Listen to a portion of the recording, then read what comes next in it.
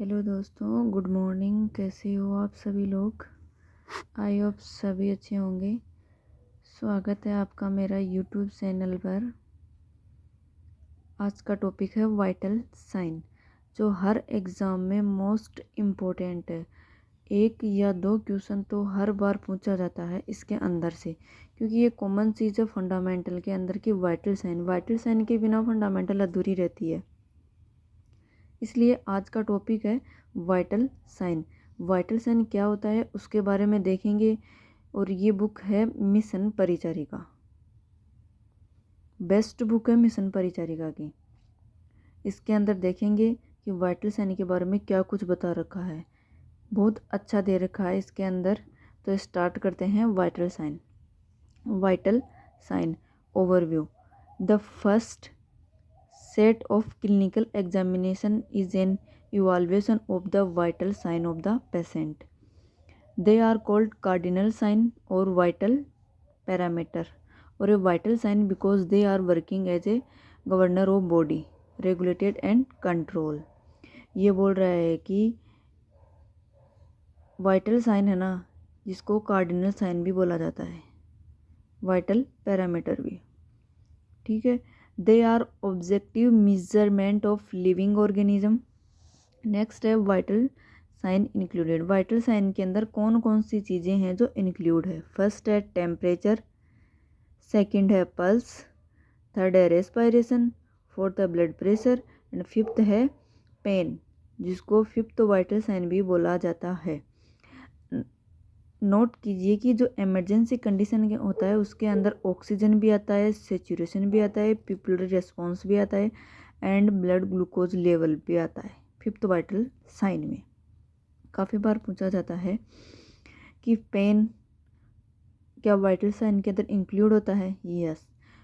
या क्वेश्चन ऐसे भी पूछा जा सकता है कि वाइटल साइन में ऑक्सीजन सेचुरेशन एंड पिपुलरी रेस्पॉन्स या blood glucose level emergency condition में यूज में लिए जाते हैं क्या, जिसको फिफ्थ स्टैंडर्ड वाइटल साइन माना जाता है, ठीक है। Sequence for obtaining vital sign.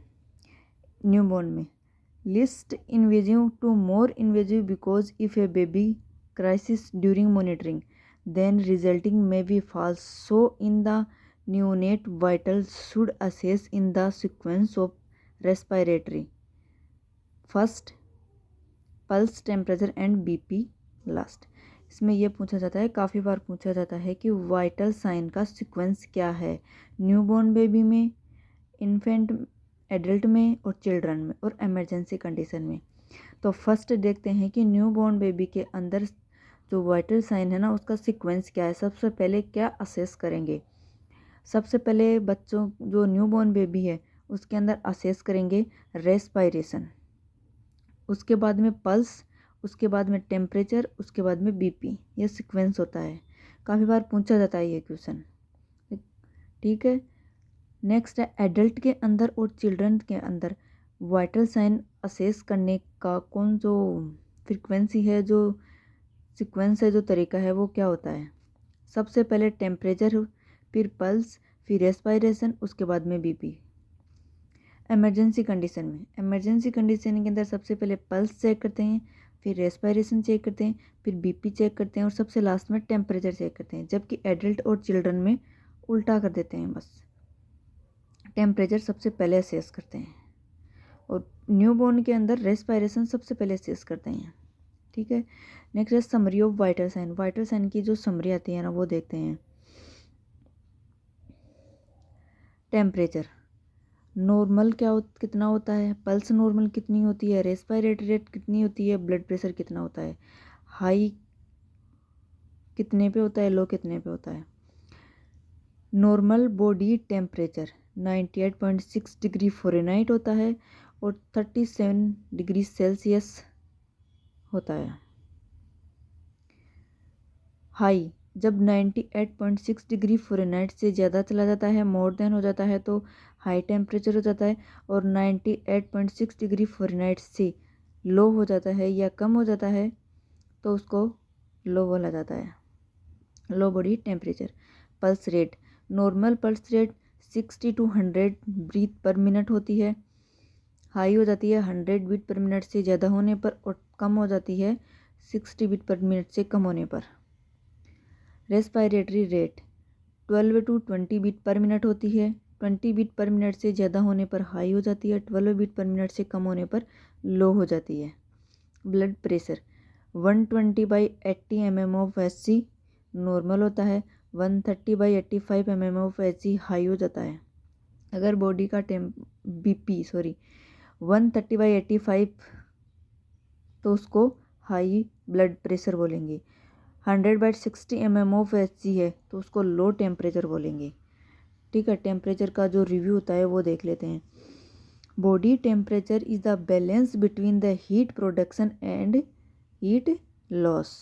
Degree of heat the maintain of the over body. Hypothalamus is the temperature regulating centre. ठीक है, नेक्स्ट है थर्मोरेगुलेटरी सेंटर ब्रेन होता है हाइपोथैलेमस में।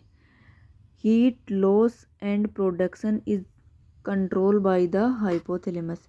हीट का प्रोडक्शन एंड उसको कंट्रोल कौन करता है? कंप्लीटली हाइपोथैलेमस करता है। Heat loss pre optic region of anterior hypothalamus. Heat का प्रोडक्शन कौन करता है? Posterior hypothalamus.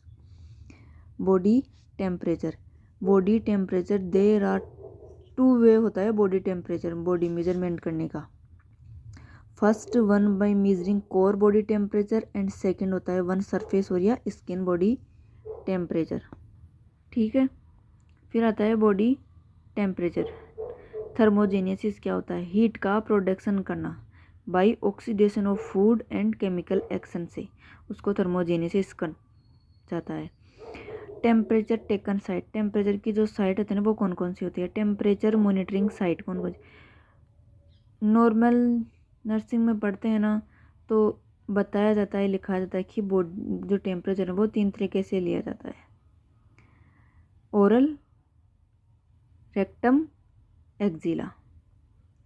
लेकिन टेम्परेचर की जो साइट है ना आज मैं आपको बहुत सारे बताऊंगी। देखो, टेम्परेचर मॉनिटरिंग की साइट होती है 3। कोर बॉडी टेम्परेचर हो गया, immediate site near to core हो गया, स्किन हो गया। Core body temperature pulmonary artery से लिया जा सकता है, distal of part of oesophagus से लिया जा सकता है, टिम्पेनिंग मेम्ब्रेन से लिया जाता है, नेजोफेरिंक्स से लिया जाता है। जो reliable even during extreme thermal perturbation, reliable. Next है near site core body temperature से, ओरल हो गया, रेक्टम हो गया, ब्लेडर हो गया। जो unreliable during rapid thermal changes हो जाता है तो अनरिलायबल हो सकता है, जैसे हॉट एंड कोल्ड लिक्विड ले लिया, उससे टेम्परेचर है ना वो चेंज आएगा। रेक्टम के अंदर जैसे रेक्टल सर्जरी हुई तो नहीं ले सकते उसके अंदर। नेक्स्ट है स्किन, एक्जिला से, फोरहेड से या टेम्पोरल आर्टरी से। नेक्स्ट है core body temperature. Core body temperature क्या होता है? इंटरनल बॉडी और deep tissue temperature like heart, lungs, brain and abdominal waist remaining relatively consistently 98.6 degree Fahrenheit unless exposed to severe extreme environmental temperature. Monitoring site tympanic membrane हो गया, nasopharynx हो गया, distal part of oesophagus हो गया, pulmonary artery हो गया। Immediate intermediate site near to core body temperature. They are near to core body temperature but less reliable monitoring site. Oral, rectum, urinary, bladder. Next, surface या cellular temperature या skin. Temperature close to the skin, it may lower than core body temperature. core body temperature से लो आता है। Rise and fall with the temperature of the surrounding environment से बढ़ भी सकता है, कम भी हो सकता है कि एक्जिला से टेम्परेचर लेते हैं तो लेस रिलायबल और लेस एक्यूरेटेड होता है ये। मॉनिटरिंग साइट एक्जिला या आर्मपिट, फोरहेड या टेम्पोरल आर्टरी से। Oxidation of the food, food का ऑक्सीडेशन होता है।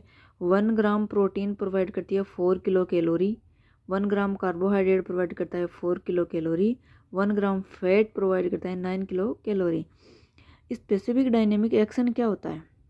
The amount of energy expenditure above the basal metabolic rate due to the cost of processing food for use a storage, or amount of energy expenditure in food processing for use and storage, which are protein have highest specific dynamic action, carbohydrate have the lowest specific dynamic action.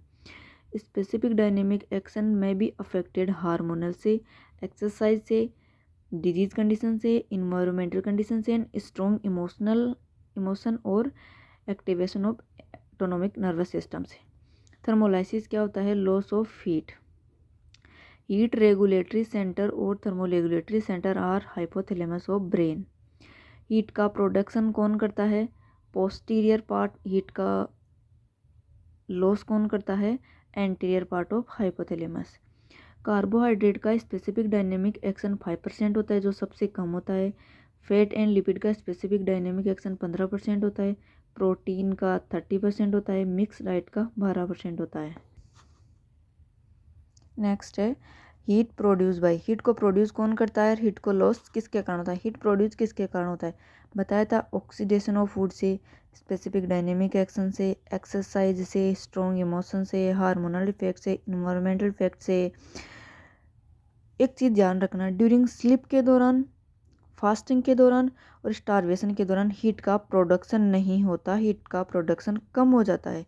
Sleep में, fasting में and starvation में, ये most important है। इसके अंदर है ना heat का प्रोडक्शन कम हो जाता है। हीट लॉस्ट किसके दौरान? लंग्स के थ्रू, किडनी के थ्रू, स्किन के थ्रू एंड बाउल के थ्रू। ये मोस्ट इंपॉर्टेंट चीज़ है, काफ़ी बार क्वेश्चन भी आता है। Radiation, transfer of the heat via infrared most common होता है, 60% हाईएस्ट। इवापरेशन, भाप के द्वारा। Heat loss by the evaporation such as a perspiration and the insensible loss होता है, 22% होता है इनसेंसिबल, पता नहीं चलता, भाप के द्वारा।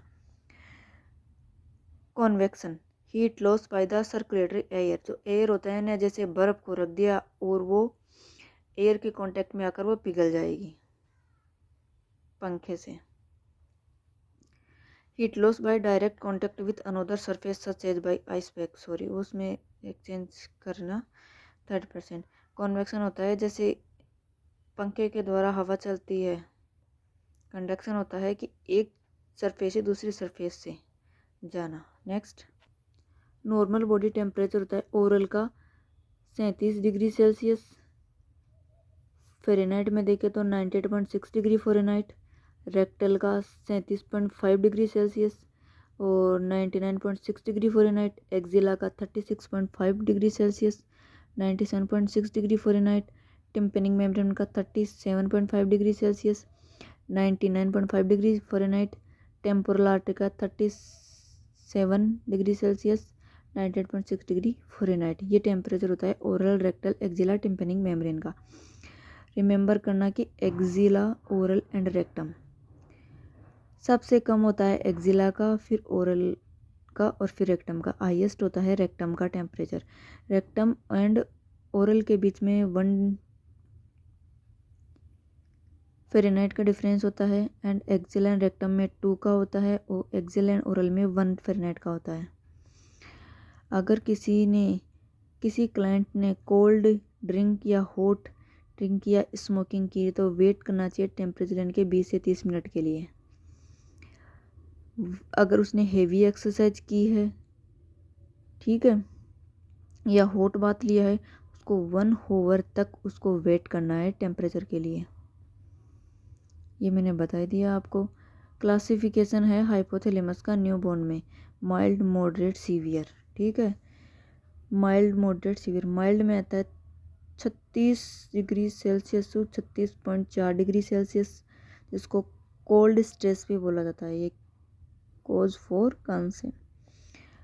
और मॉडरेट में 32 degree Celsius to 35.9 degree Celsius तक, जो डेंजरस होता है, रिक्वायर होता है immediately warning of the newborn. Severe में 32 डिग्री सेल्सियस से भी कम हो जाना, outlook grave, intensive and skill care and urgently need. Recall the note set में क्वेश्चन आया हुआ है कि according to WHO mild hypothermia is considered in a newborn based to axillary temperature. आपको पता ना होना चाहिए कि जो माइल्ड हाइपोथर्मिया उसके अंदर बॉडी का टेम्परेचर कितना होता है। 36 डिग्री सेल्सियस से 36.4 डिग्री सेल्सियस होता है।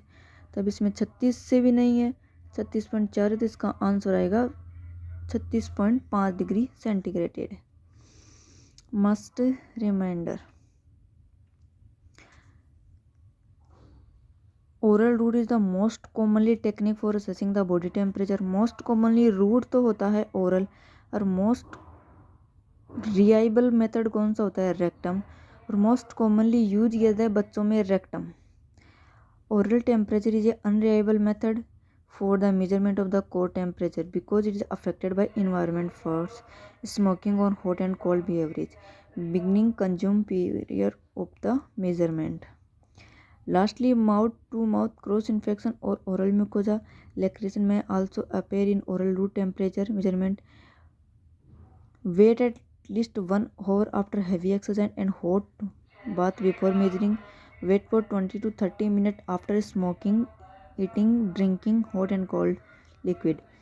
नेक्स्ट क्वेश्चन है कि recall the note set, which of the following route to be use of the core body temperature except. इनमें से कौन सा कोर बॉडी टेम्परेचर नहीं एक्सेप्ट है। Temporal artery, rectum, oral and urinary bladder. Rectum, oral, urinary bladder, ये तीनों intermediated site near to core body temperature के, लेकिन जो टेम्पोरल आर्टरी है ना,